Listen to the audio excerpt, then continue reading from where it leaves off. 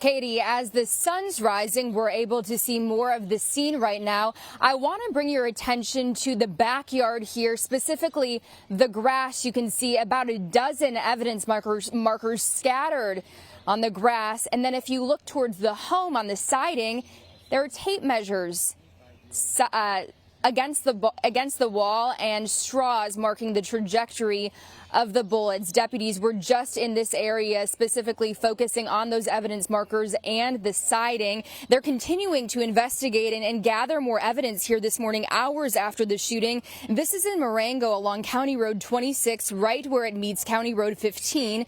The home's less than half a mile down the road from the Groovy Plants Ranch. Morrow County Sheriff John Hinton says the deputy was shot when responding to a call about a domestic situation. The sheriff didn't go into any detail about that call, but tells me when the deputy arrived at the home, he exchanged gunfire with the person there. Medics rushed both to hospitals. The deputy did not survive. The sheriff says the suspect's in serious condition. Take a listen to the sheriff describe what happened.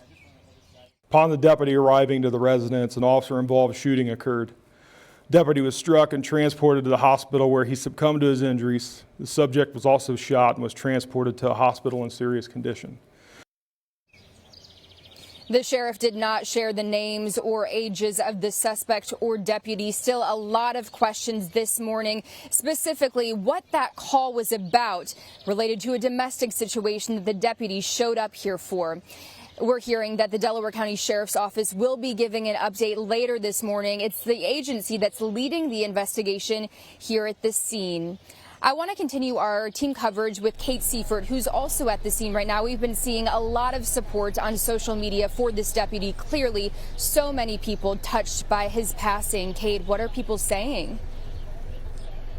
Well, Isabel, as you can imagine, it's an emotional morning for obviously the sheriff's deputies with Morrow County, but also Delaware County, who is here on scene, and then agencies all across central Ohio, many of them offering their condolences, but also pointing out the dangers that officers face when they respond to a domestic violence related incident like that deputy did last night. We're going to show you some of the messages posted to social media earlier this morning, starting with Bucyrus Police Department. They say they're sharing their condolences and adding, quote, "We see tragic news like this far too often, but when it happens too close to home, the pain hits differently." And in Sunbury, their police department says they are standing with the Morrow County Sheriff's Office and praying that the deputy's service and sacrifice is never forgotten. The Hartford Village Police Department says this is the most dangerous type of call officers face. Our prayers go to the family and co-workers of that deputy.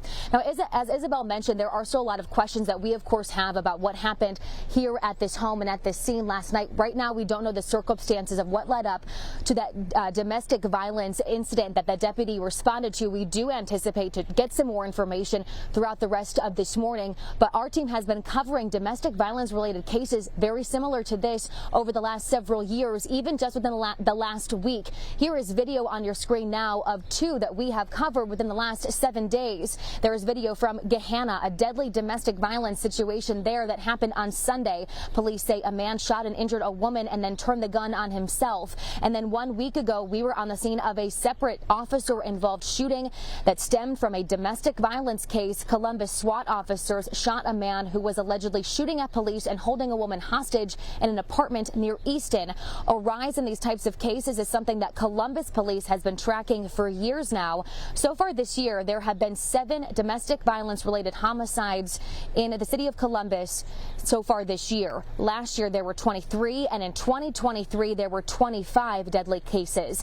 In 2023, I spoke to a retired CPD officer, Larry Nelson, about training and responding to these types of runs. He told me once again, he reiterated that they are very difficult and dangerous to respond to. Take a listen.